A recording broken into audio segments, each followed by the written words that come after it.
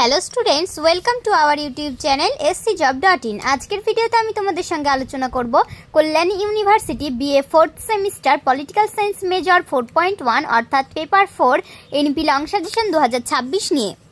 তো তোমাদের মধ্যে যে সমস্ত স্টুডেন্টসরা কল্যাণী ইউনিভার্সিটির আন্ডারে বিএ 4th সেমিস্টারে পড়াশোনা করছো, তোমাদের 4th সেমিস্টারে টোটাল 4টে পেপার পড়তে হবে। মেজরের 2টি পেপার, মেজর 4.1 অর্থাৎ পেপার 4 এবং মেজর 4.2 অর্থাৎ পেপার 5, এবং তোমাদের একটি মাইনর পেপার পড়তে হবে এবং তোমাদের একটি বেঙ্গলি এইসি কম্পালসারি পেপার সকলকেই পড়তে হবে। তো আজকের ভিডিওতে আমি তোমাদেরকে দেখাবো তোমাদের 4th semester political science major 4.1 অর্থাৎ পেপার 4 এর সিলেবাসে কী কী রয়েছে এবং সেই সিলেবাস অনুযায়ী কোন কোন ইউনিট থেকে কী কী প্রশ্ন উত্তর রয়েছে, এবং তার সঙ্গে আরও দেখানো হবে বিগত বছরের পরীক্ষার প্রশ্নপত্রটি। তাই ভিডিওটি স্কিপ না করে শেষ পর্যন্ত দেখতে থাকো, আশা করছি তোমরা খুবই উপকৃত হবে। তো তোমাদের 4th সেমিস্টারের মেজর পেপারের প্রাইস 150 টাকা এবং মাইনর পেপারেরও সেম 150 টাকা প্রাইস। তো তোমাদের মেজরের 2টি পেপারের জন্য 300 টাকা এবং মাইনরের একটা পেপারের 150 টাকা। শুধুমাত্র তোমাদের বেঙ্গলি এইসি কম্পালসারি যে পেপারটি রয়েছে তোমাদের সকলের জন্য, তো সেই পেপারটির প্রাইস শুধুমাত্র 99 টাকা। তো টোটাল তোমাদের 550 টাকা হচ্ছে। তোমরা 500 টাকা পেমেন্ট করলে 4টি পেপারে যদি একসঙ্গে নাও তাহলে তোমাদেরকে দিয়ে দেওয়া হবে। তো চলো এবার শুরু করা যাক। তোমাদের সিলেবাসের হেডলাইনে দেখো রয়েছে Indian political thought modern syllabus 2026। তো ইউনিট 1-এ দেখো রয়েছে রামমোহন রায়, আইনের শাসন, অধিকার, চিন্তার স্বাধীনতা এবং সামাজিক ন্যায় বিচার সম্পর্কে তার দৃষ্টিভঙ্গি। ইউনিট 2-তে রয়েছে স্বামী বিবেকানন্দ, সাংস্কৃতিক জাতীয়তাবাদ, সমাজ ও শিক্ষা বিষয়ে তার মতামত। ইউনিট 3-তে রয়েছে সৈয়দ আহমদ খান ও মোহাম্মদ ইকবাল, ঔপনিবেশিকতা ও জাতীয়তাবাদ সম্পর্কে তাদের দৃষ্টিভঙ্গি। এবার দেখো ইউনিট 4। ইউনিট 4-এ রয়েছে রবীন্দ্রনাথ ঠাকুর, জাতীয়তাবাদের সমালোচনা এবং আন্তর্জাতিকতা নিয়ে তার চিন্তাধারা। ইউনিট 5-এ রয়েছে এম.এন. রায়, জাতীয় ও ঔপনিবেশিক প্রশ্ন এবং উগ্র মানবতাবাদ নিয়ে তার দৃষ্টিভঙ্গি।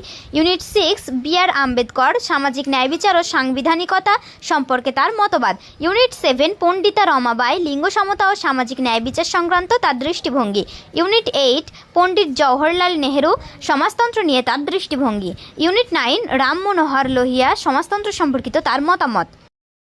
এবার আমি তোমাদেরকে এই সিলেবাস অনুযায়ী কোন কোন ইউনিট থেকে কী কী প্রশ্ন উত্তর রয়েছে সেগুলি দেখাবো। তার আগে তোমাদেরকে একটি কথা জানিয়ে রাখি, তোমরা আমাদের কাছে কল্যাণী ইউনিভার্সিটির সমস্ত সেমিস্টারের সমস্ত পেপারের সাজেশন পিডিএফ কপি পেয়ে যাবে।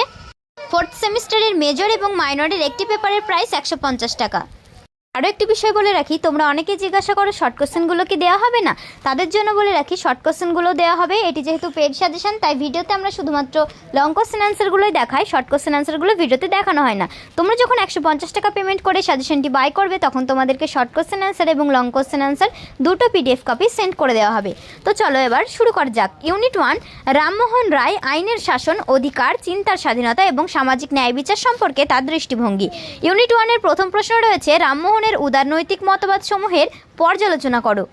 আমাদের সাজেশনে প্রত্যেকটি প্রশ্নের উত্তর খুবই সুন্দর পয়েন্ট আকারে তোমরা পেয়ে যাবে। প্রত্যেকটি ইউনিটের বেশি গুরুত্বপূর্ণ প্রশ্নোত্তরগুলি ইউনিটের প্রথম দিকে এবং তারপরে কম গুরুত্বপূর্ণ প্রশ্নোত্তরগুলি তারপরে ক্রমানুসারে গুরুত্বপূর্ণের ভিত্তিতে সাজানো রয়েছে পরপর, এবং বেশি ইম্পর্টেন্ট প্রশ্নগুলিতে স্টার মার্কও দেওয়া রয়েছে তোমাদের সুবিধার্থে। এত সুন্দর পয়েন্ট আকারে সাজানো কোয়ালিটি সম্পন্ন সাজেশন আশা করছি তোমরা আর কোথাও এত স্বল্প মূল্যে পাবে না। তাই এখন থেকে আমাদের কাছ থেকে সাজেশনগুলি সংগ্রহ করে পড়া শুরু করো, তাহলে পরীক্ষাতে খুবই ভালো রেজাল্ট করতে পারবে। এরপরের প্রশ্ন রামমোহনের স্বাধীনতার ধারণাটি সংক্ষেপে আলোচনা করো। তোমরা যদি আরও অন্যান্য সেমিস্টারের অন্যান্য পেপারের সাজেশন ভিডিও দেখতে চাও তাহলে আমাদের চ্যানেলটি সাবস্ক্রাইব করে রাখো। আর সাজেশন সম্পর্কে যদি তোমাদের কোনো রকমের কোনো প্রশ্ন থেকে থাকে তাহলে এই ভিডিওর কমেন্ট বক্সে জানিয়ে যেতে পারো, প্রয়োজনে আমাদেরকে হোয়াটসঅ্যাপও করতে পারো। তোমরা আর কোন কোন সেমিস্টারের কোন কোন পেপারের সাজেশন ভিডিও দেখতে চাচ্ছ কমেন্ট বক্সে লিখে জানিও। এরপরের প্রশ্ন রয়েছে শিক্ষা ব্যবস্থা সম্পর্কে রামমোহন রায়ের দৃষ্টিভঙ্গি আলোচনা করো। এই সাজেশনের বেশ কিছু গুরুত্বপূর্ণ প্রশ্ন উত্তর স্যাম্পল হিসেবে আমরা আমাদের ওয়েবসাইটেও পোস্ট করে থাকি। তোমরা যারা আমাদের সাজেশন কোয়ালিটি কেমন হবে তা দেখতে চাও তারা আমাদের ওয়েবসাইটটি ভিজিট করে সাজেশনগুলি দেখে এসেও সাজেশন পিডিএফ কপিটি বাই করে নিতে পারো। আশা করছি তোমাদের কোনো প্রবলেম হবে না। এই ভিডিও ডেসক্রিপশন বক্সে তোমরা পেয়ে যাবে আমাদের WhatsApp number, website link, online payment number এবং আরও অন্যান্য ইম্পর্টেন্ট ইনফরমেশান। তাই ডেসক্রিপশন বক্সটি ফলো করতে একদমই ভুলো না। তো এরপরের প্রশ্ন রয়েছে সামাজিক ন্যায় প্রতিষ্ঠা সম্পর্কে রাজা রামমোহন রায়ের ধারণাটি ব্যক্ত করো। তোমরা যদি আমাদের কাছ থেকে এই সাজেশন পিডিএফ কপিগুলি সংগ্রহ করো তাহলে তোমাদেরকে আলাদা করে আর কোনো টেক্সট বুক বা সাজেশন বুক ফলো করতে হবে না। এই সাজেশন পিডিএফ কপির মধ্যে থেকেই সমস্ত প্রশ্নোত্তর কমন পেয়ে যাবে। এরপরের প্রশ্ন দেখো, রামমোহন রায়ের অধিকার সম্পর্কে দৃষ্টিভঙ্গি আলোচনা করো। পরের প্রশ্ন রয়েছে, চিন্তার স্বাধীনতা সম্পর্কে রামমোহনের ধারণা ব্যাখ্যা করো। এরপরের প্রশ্ন, আইন সম্পর্কে রামমোহনের ধারণার উপর একটি সংক্ষিপ্ত টিকা লেখো, অথবা আইনের অনুশাসন সম্পর্কে রামমোহনের ধারণার উপর একটি সংক্ষিপ্ত টিকা লেখো, অথবা আইনের অনুশাসন সম্পর্কে রামমোহন রায়ের দৃষ্টিভঙ্গি সংক্ষেপে বর্ণনা করো। তো এবার দেখো ইউনিট 2, স্বামী বিবেকানন্দ, সাংস্কৃতিক জাতীয়তাবাদ, সমাজ ও শিক্ষা বিষয়ে তার মতামত। প্রথম প্রশ্ন রয়েছে, জাতীয়তাবাদ সম্পর্কে বিবেকানন্দের বক্তব্যের উপর একটি সংক্ষিপ্ত টিকা লেখো, অথবা শিক্ষা সম্পর্কে বিবেকানন্দের বক্তব্যের পর্যালোচনা করো। পরের প্রশ্ন, সাংস্কৃতিক জাতীয়তাবাদ সম্পর্কে বিবেকানন্দের ধারণার উপর একটি সংক্ষিপ্ত আলোচনা করো। পরের প্রশ্ন, তুমি কি মনে করো স্বামী বিবেকানন্দ একজন স্বাধীনতা সংগ্রামী ছিলেন? ব্যাখ্যা করো। পরের প্রশ্ন, প্র্যাকটিক্যাল বেদান্ত সম্পর্কে বিবেকানন্দের ধারণা আলোচনা করো। পরের প্রশ্ন, বিবেকানন্দের শিক্ষা চিন্তা সংক্ষেপে আলোচনা করো, অথবা শিক্ষা প্রসঙ্গে বিবেকানন্দের বক্তব্যের পর্যালোচনা করো, অথবা বিবেকানন্দের শিক্ষামূলক চিন্তাভাবনা সংক্ষেপে আলোচনা করো। এরপরে প্রশ্ন রয়েছে, ভারতীয় সমাজ সম্পর্কে বিবেকানন্দের মতবাদের বিশ্লেষণ করো, অথবা ভারতীয় সমাজ সম্পর্কে বিবেকানন্দের দৃষ্টিভঙ্গি বিশ্লেষণ করো। এরপর রয়েছে ইউনিট 3, সৈয়দ আহমদ খান ও মুহাম্মদ ইকবাল, ঔপনিবেশিকতা ও জাতীয়তাবাদ সম্পর্কে তাদের দৃষ্টিভঙ্গি। ইউনিট 3 এর প্রথম প্রশ্ন রয়েছে, স্যার সৈয়দ আহমেদের দ্বিজাতি তত্ত্বের মতবাদ বিশ্লেষণ করো। এরপরের প্রশ্ন, সৈয়দ আহমেদ খানের জাতীয়তাবাদের ধারণার প্রধান বৈশিষ্ট্যগুলি পর্যালোচনা করো। এরপরের প্রশ্ন রয়েছে, আধুনিকতা সম্পর্কে স্যার সৈয়দ আহমেদ খানের ধারণার উপর একটি সংক্ষিপ্ত টিকা লেখো। এরপরের প্রশ্ন রয়েছে, ধর্মনিরপেক্ষতা সম্পর্কে ইকবালের ধারণার উপর একটি সংক্ষিপ্ত টিকা লেখো। এরপরের প্রশ্ন, পাকিস্তান সম্পর্কে ইকবালের ধারণার বিশ্লেষণ করো। প্রশ্ন, ইকবালের মুসলিম জাতীয়তার ধারণা ব্যাখ্যা করো। এরপরের প্রশ্ন, সৈয়দ আহমেদ খানের ঔপনিবেশিকতাবাদের ধারণার প্রধান ধাপগুলি পর্যালোচনা করো। এরপরের প্রশ্ন, জাতীয়তাবাদ সম্পর্কে ইকবালের ধারণাটি বিশ্লেষণ করো, অথবা ইকবালের জাতীয়তাবাদের ধারণাটি আলোচনা করো। এবার রয়েছে ইউনিট 4, রবীন্দ্রনাথ ঠাকুর, জাতীয়তাবাদের সমালোচনা এবং আন্তর্জাতিকতা নিয়ে তার চিন্তাধারা। ইউনিট 4 এর প্রথম প্রশ্ন রয়েছে, জাতীয়তাবাদ সম্পর্কে রবীন্দ্রনাথের চিন্তার মূল বক্তব্যের উপর একটি সংক্ষিপ্ত রচনা লেখো।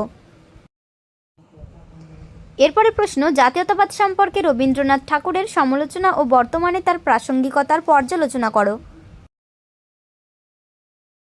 এরপরে প্রশ্ন, রবীন্দ্রনাথ কেন জাতীয়তাবাদের বিরোধিতা করেছিলেন? ব্যাখ্যা করো। এরপরের প্রশ্ন, রবীন্দ্রনাথের আন্তর্জাতিকতাবাদের ধারণার উপর একটি সংক্ষিপ্ত টিকা লেখো, অথবা আন্তর্জাতিকতাবাদ সম্পর্কে রবীন্দ্রনাথের দৃষ্টিভঙ্গি বিশ্লেষণ করো। এরপরে দেখো ইউনিট 5, এম.এন. রায়, জাতীয় ও ঔপনিবেশিক প্রশ্ন এবং উগ্র মানবতাবাদ নিয়ে তার দৃষ্টিভঙ্গি। ইউনিট 5 এর প্রথম প্রশ্ন রয়েছে, ঔপনিবেশিকতার প্রশ্নে মানবেন্দ্রনাথের দৃষ্টিভঙ্গি বিশ্লেষণ করো। এরপরের প্রশ্ন রয়েছে, ঔপনিবেশিক রাজনীতি প্রসঙ্গে লেনিন ও মানবেন্দ্রনাথ রায়ের মতপার্থক্য সংক্ষেপে উল্লেখ করো। এরপরের প্রশ্ন রয়েছে, এম.এন. রায়ের র্যাডিক্যাল হিউম্যানিজম সম্পর্কে একটি সংক্ষিপ্ত টিকা লেখো। এরপরে ইউনিট 6, বি.আর. আম্বেদকর, সামাজিক ন্যায় বিচার ও সাংবিধানিকতা সম্পর্কে তার মতামত। ইউনিট 6 এর প্রথম প্রশ্ন রয়েছে, আম্বেদকরের সাংবিধানিকতার ধারণাটির উপর একটি টিকা লেখো। এরপরের প্রশ্ন রয়েছে, সামাজিক ন্যায় সম্পর্কে আম্বেদকরের বক্তব্যের পর্যালোচনা করো, অথবা সামাজিক ন্যায় সম্পর্কে আম্বেদকরের দৃষ্টিভঙ্গি পর্যালোচনা করো, অথবা সামাজিক ন্যায় বিচার সম্পর্কে আম্বেদকরের চিন্তাধারার উপর একটি সংক্ষিপ্ত আলোচনা করো, অথবা সামাজিক ন্যায় সম্পর্কে আম্বেদকরের ধারণার পর্যালোচনা করো।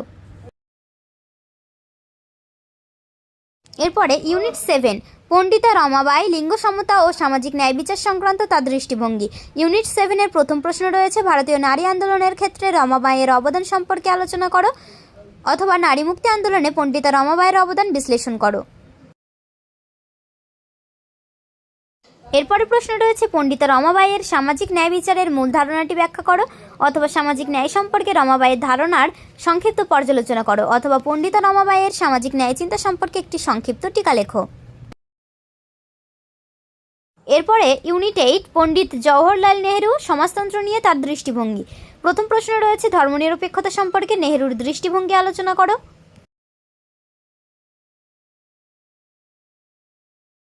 এরপরের প্রশ্ন, পণ্ডিত নেহেরুর সমাজতান্ত্রিক চিন্তার ধারণাটি বিশ্লেষণ করো, অথবা সমাজতন্ত্র সম্পর্কে নেহেরুর বক্তব্য বিশ্লেষণ করো।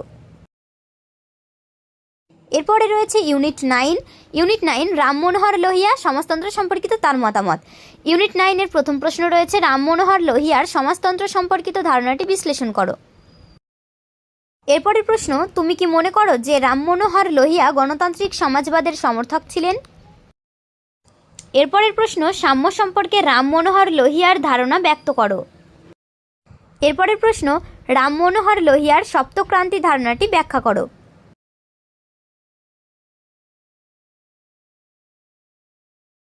তো এই ছিল আমাদের আজকের সম্পূর্ণ ইউনিট অনুযায়ী সিলেবাস ভিত্তিক প্রশ্ন উত্তরগুলি। এবার আমি তোমাদেরকে বিগত বছরের পরীক্ষার প্রশ্নপত্রটি দেখিয়ে দেবো। তো দেখো, 2025 সালের প্রশ্নপত্র UG fourth semester examination 2025 political science major. তোমাদের ফুল মার্কস রয়েছে 60, মানে 60 নম্বর। তোমাদের টাইম রয়েছে 2.5 ঘন্টা। তোমাদের 1 নম্বর দাগে 2 মার্কের যে কোনো 10টি প্রশ্নের উত্তর দিতে হবে, থাকবে তোমাদের 20 নম্বর। তো কী কী প্রশ্ন রয়েছে ভালো করে দেখে নাও, এবং প্রশ্নের প্যাটার্নটিও ভালো করে দেখে নাও। এই বছরও তোমাদের এই প্যাটার্নে প্রশ্নপত্রটি তৈরি হবে, তাই প্যাটার্নটিও ভালো করে ফলো করো। এরপরে দেখো 2 নম্বর দাগ। 2 নম্বর দাগে তোমাদের 5 মার্কের যে কোনো 4টি প্রশ্নের উত্তর দিতে হবে, এখানেও তোমাদের থাকছে 20 নম্বর। কী কী প্রশ্ন রয়েছে ভালো করে দেখে নাও। এরপরে রয়েছে 3 নম্বর দাগ। 3 নম্বর দাগে তোমাদের 10 মার্কের যে কোনো 2টি প্রশ্নের উত্তর দিতে হবে, থাকবে তোমাদের 20 নম্বর। তো টোটাল তোমাদের 60 নম্বরের পরীক্ষা। তো এই ছিল আমাদের আজকের সম্পূর্ণ সাজেশনের ভিডিওটি যদি তোমাদের কাছে ভালো লেগে থাকে, তাহলে ভিডিওটিতে একটি লাইক করে তোমাদের বন্ধুদের কাছে শেয়ার করে দাও, যাতে তারাও উপকৃত হতে পারে। আর ভিডিওটি যদি তোমাদের কাছে হেল্পফুল মনে হয়ে থাকে, তাহলে চ্যানেলটি সাবস্ক্রাইব করে অল নোটিফিকেশনটি অন করে রাখো, এবং এরকম আরও হেল্পফুল ভিডিও সবার আগে দেখতে থাকো।